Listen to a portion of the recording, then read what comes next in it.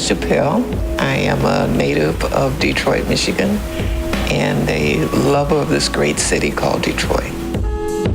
The history of the city, we certainly had some divide. Detroit has been greatly victimized by gerrymandering and gentrification, all these other things that have come in, have more or less taken advantage of a people group. So yeah, it has been victimized greatly. And a lot of the loss has been from outside sources come in and picking the fruit and, throwing the seeds on the ground. Cynthia Benz. I live in Detroit, and I was a caregiver, as well as I worked for an oil company and an advertising company in the past. One thing I can say that I've experienced is that you still have a people here that really still loves the city. They remember from where it was before, and there's still that hope that it is going to change. And they are really fighting for that change by getting involved in different things that's happening in the city, because so much has come in, like in the past, maybe 10 years. The hope is still there. What needs to happen more of is communication from those people that are bringing in the change to communicate with more people. They see that things are happening, but they just have no clue of how they can be part of it. Bringing the community in, but not after the fact, before the fact, to get another perspective as to what the new things, how it will affect them. Things have been implemented, put in place, but only after the fact. And then there are some people, even though they have hope, but then they don't see the effect of that new change to them personally. And then they feel that they never had a voice to it. I used to work at Ecumenical Theological Seminary, which is on Woodward. And before the Q line came in, they did have meetings at the seminary, but it only included those that had been at the seminary who knew about it because it was going to go directly in front of the school.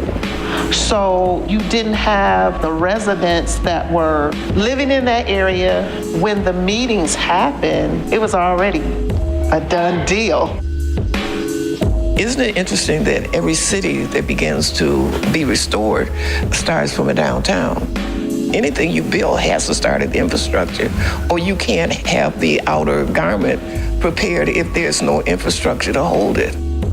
I think it's the understanding of the well-being of the context of being human. When that is compromised, then you respond differently. Restrictions and the constrictions and those other things that were forced into the life experience of individuals, okay?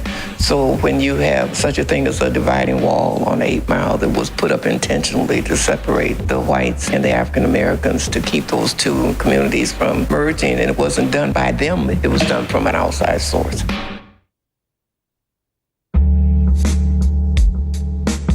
I thought about my own body, how each piece would fold, turn, and connect.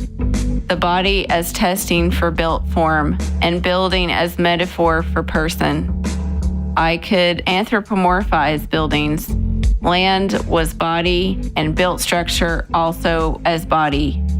I only then became more connected to my own physicality, that feedback loop between me and material. A tiny world of cut, attach, stitch, repeat. Lucy agreed to wear this garment on the golden walls outside DeSalle. Here, the subject began to teach the author.